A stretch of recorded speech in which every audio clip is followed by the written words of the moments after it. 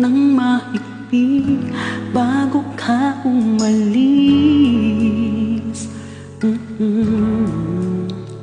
Hawakan mo ang aking kamay at muli mong hagkan bago ka lumisan.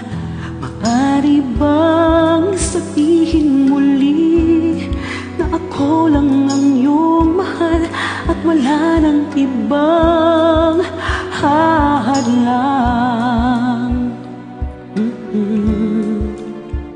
sa ating pagmamahalan?